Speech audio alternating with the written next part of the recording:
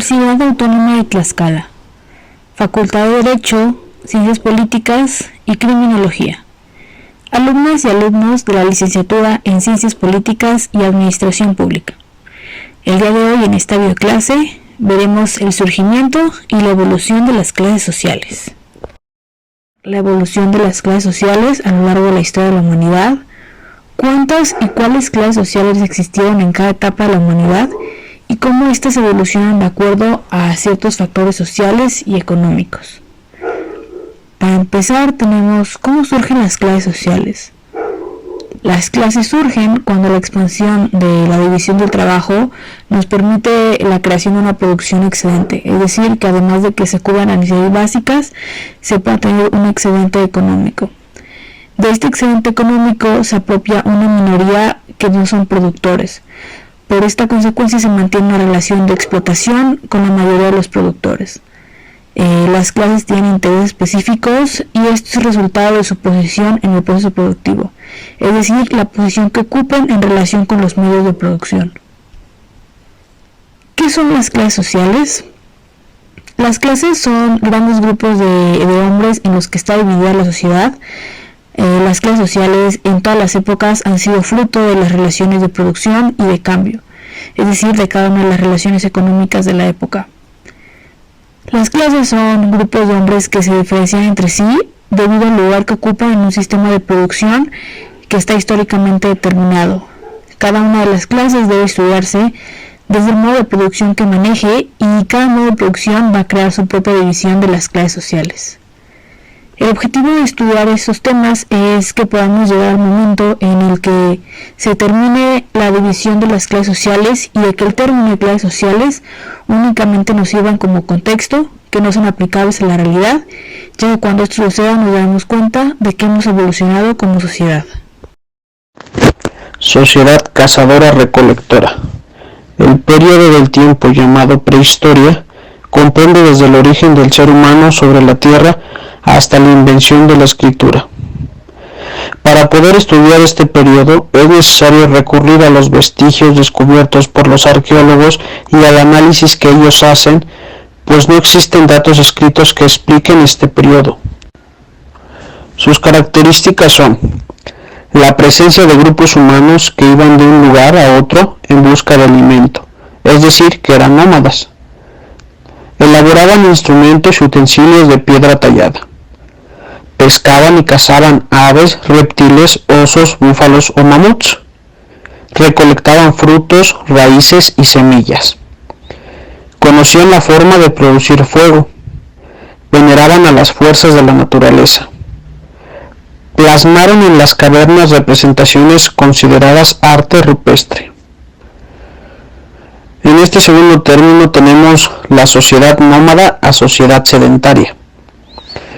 El origen de los pueblos sedentarios se remonta al Neolítico, hace unos 10.000 años en lo que hoy se conoce como Oriente Medio. Los nómadas eventualmente dejaron de desplazarse y comenzaron a asentarse definitivamente en aquellos territorios que garantizaran su supervivencia a largo plazo, convirtiéndose en sedentarios. Hoy en día la mayor parte de la población mundial es sedentaria. Los más representativos ejemplos del pueblo sedentario en el continente americano serían comunidades originarias tales como los aztecas en México, los yahu en Venezuela, los mapuches en Chile, los calchichines en Argentina. Y algunas de las características de los sedentarios serán: fundamental de los sedentarios el descubrimiento de la agricultura y la cría de animales como medio de supervivencia. Fueron estas actividades las que generaron el fin de los desplazamientos, la construcción de viviendas permanentes y la creación de algunos primeros asentamientos humanos. En tercer término tenemos la jerarquía de clases sociales en la sociedad mesopotamia. En primer lugar tenemos al rey, que tenía todo el poder, era el emperador. En segundo lugar tenemos al grupo dirigente, formado por caballeros, personajes nobles y sacerdotes. En tercer lugar tenemos escribas y funcionarios, conformaban la clase ilustre más privilegiada. En cuarto lugar tenemos personas libres. integraba campesinos, mercaderes, artesanos y ganaderos. En cuarto lugar tenemos a los esclavos. Como su propio nombre indica, estaban al servicio de todos los anteriores. Cabe destacar que sea de ese paso que aquellos hablamos de una estructura social similar durante la época mesopotámica. Son 6 los imperios que pasan por este territorio. En este sentido hablamos de sumerios, acadios, babilonios, asirios, neobabilónicos y persas, todo ello entre los años 4500 a.C. y 331 a.C. Jerarquía de clases sociales en la sociedad en Egipto. Egipto, o conocido como el Don del Nilo, la civilización egipcia se desarrolló durante más de 3000 años, agrupando los asentamientos que se situaron en las riberas del río Nilo. Gracias a su cercanía con el río Nilo y su fertilidad, uno de los más largos del mundo con más de 6.753 kilómetros de longitud. Aquí, los egipcios organizaron su vida social como una gran pirámide y se dividió de la siguiente manera. En el primer escalón se encontraba el faraón, que era el máximo gobernante de Egipto. Todas las riquezas le pertenecían y el pueblo lo adoraba como un dios. Su obligación era controlar el orden y la economía del imperio, las leyes de la naturaleza, las estaciones, las crecidas del Nilo, etc. Concentraba en sus manos todos los poderes, dictaba las leyes, gobernaba el territorio, era dueño de gran parte de la tierra, controlaba el comercio y mandaba sobre el ejército. En el segundo encontramos a la nobleza, que eran los miembros de la familia del faraón y de otras familias de que el faraón había favorecido. Formaba parte de los grupos sociales más poderosos de Egipto, tenían muchas riquezas y gran parte de las tierras y obviamente no pagaban impuestos. En tercer escalón tenemos a los sacerdotes. Ellos tenían menor poder que el faraón y que la nobleza, pero al igual eran muy importantes, y su principal actividad era servir a los dioses en cada uno de los tiempos y le realizaba un servicio diario de ofrendas y rituales. Ellos no pagaban impuestos de igual manera y tenían grandes propiedades. Después encontramos a los escribas, que se ubicaban en el cuarto nivel, y su habilidad era saber escribir, lo cual en el antiguo Egipto solo algunos privilegiados podían tener el acceso al aprendizaje de la escritura, en donde se escribía con jeroglíficos, que eran dibujos con significados. Cada dibujo tenía un significado diferente. Después encontramos al ejército, los encargados de proteger y asegurar la unidad del imperio. Aquí se dieron gracias a que algunos pueblos vecinos intentaron invadir a Egipto, lo cual el ejército tuvo que perfeccionarse para detenerlos. Y a medida que el imperio egipcio se hacía más fuerte, el ejército empezó a invadir territorios como Palestina, Siria y Nuria. Cuando no había con quien enfrentarse, tenía tareas como excavación de canales de riego o el transporte de grandes bloques de piedra hasta el lugar de las obras.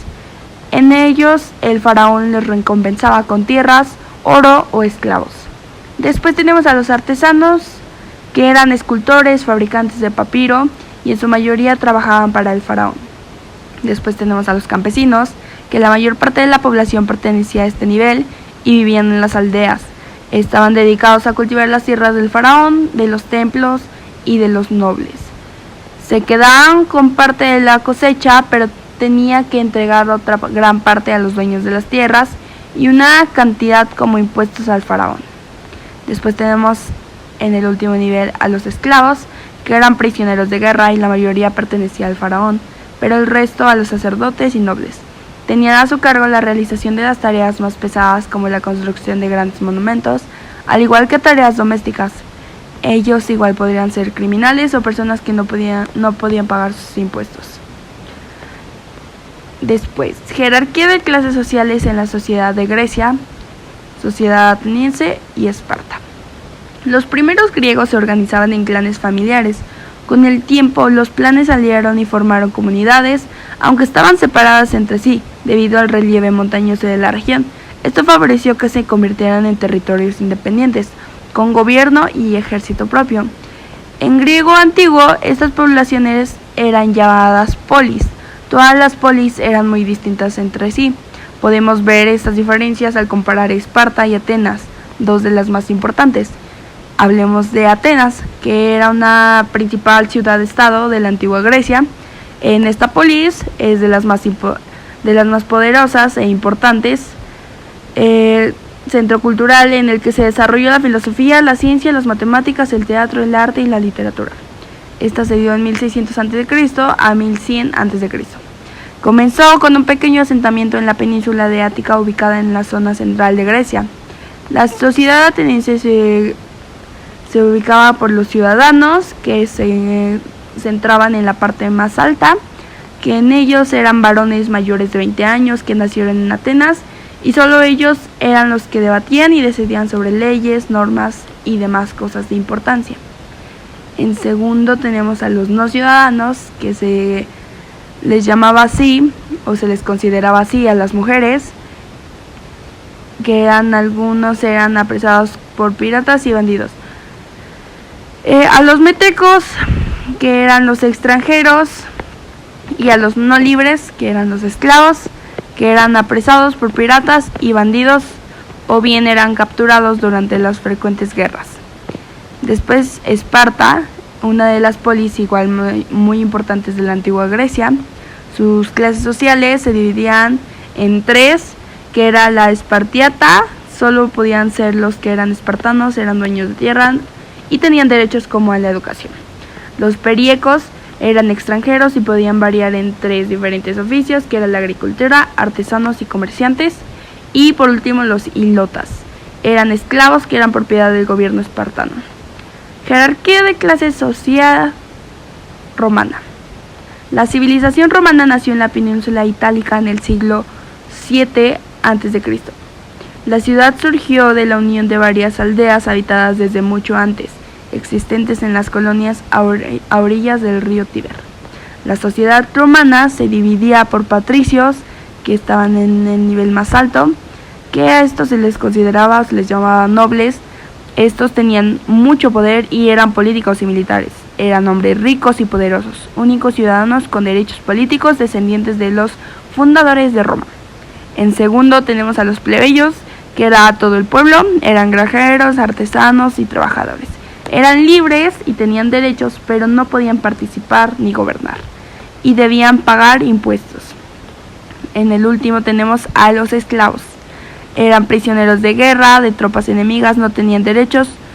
Y pues en la sociedad romana los ejércitos eran enormes, estaban formados por soldados llamados legionarios, y pues gracias a ellos se pudieron conquistar todos los rincones del Mediterráneo. Los romanos eran grandes ingenieros y arquitectos, crearon ciudades muy ordenadas y cómodas, contaban con circos, teatros, balnearios, escuelas, eran demasiado inteligentes. Jerarquía de clases de la sociedad feudal. El feudalismo es el régimen característico de la Edad Media europea. Es un sistema natural cerrado, es decir, que se producía para satisfacer las necesidades del feudo y no para negociar o comercial. La actividad principal era la agricultura, alrededor de la cual pues empiezan los oficios, por lo tanto es una economía rural. En este modo de producción surgen dos instituciones fundamentales.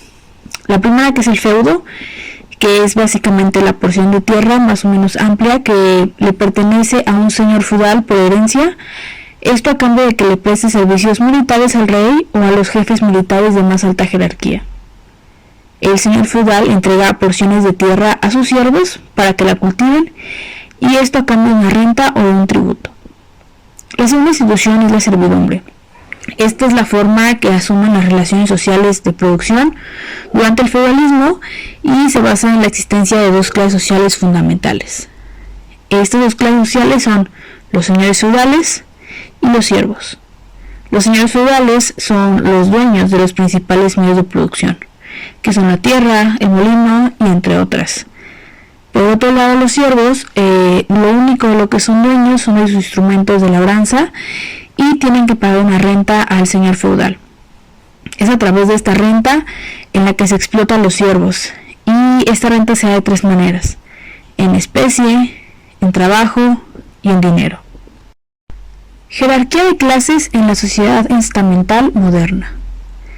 El estamento es una forma de organizar y dividir a la sociedad. Este tipo de organización y división quiere decir que la posición que un individuo ocupe dentro de la sociedad va a estar dada por nacimiento, y esto dificulta e incluso impide la movilidad social. Cada hombre o mujer nace, vive y muere dentro de un estamento que determina su lugar en la sociedad. Este le otorga o le niega ventajas y privilegios. Por ejemplo, si una persona pertenece al pequeño grupo de los privilegiados, como la nobleza y el alto clero, va a gozar de buenos cargos en el Estado, exenciones de impuestos, de fuerza social y política. Pero, si nace por el contrario entre los no privilegiados, como los campesinos, los burgueses, la plebe urbana, el bajo clero, los artesanos y los asalariados urbanos, se va a ver sometido toda su vida al control y dominación de los privilegiados. La sociedad tiene una estructura jerárquica y piramidal, donde la cabeza es el rey, seguido de la nobleza, luego el alto clero, y finalmente en la base de la sociedad va a estar la pequeña burguesía, el campesinado, los artesanos, el bajo clero y la plebe urbana. Estos constituyen más del 90% de la población. Al no tener privilegios deben de pagar impuestos y mantener el resto de los estamentos que conformaban la estructura social. Como podemos ver en esta pirámide tenemos hasta la base de la sociedad estamental en el tercer estado, que son los campesinos, artesanos, mendigos, siervos, entre otros. Un pilar más arriba tenemos a la burguesía, la baja nobleza, el bajo clero y el ejército. Por encima de ellos tenemos al alto clero y la alta nobleza, y en la cima de la pirámide jerárquica tenemos al rey y al papa. Para concluir terminaremos con la sociedad democrática. La sociedad democrática existe dentro de un modo de producción capitalista, por lo que haremos referencia a las 5 clases sociales que se formaron durante este modo de producción. En el capitalismo se forman 5 clases sociales, las que son burguesía, terrateniente, campesinado, pequeña burguesía y el proletariado.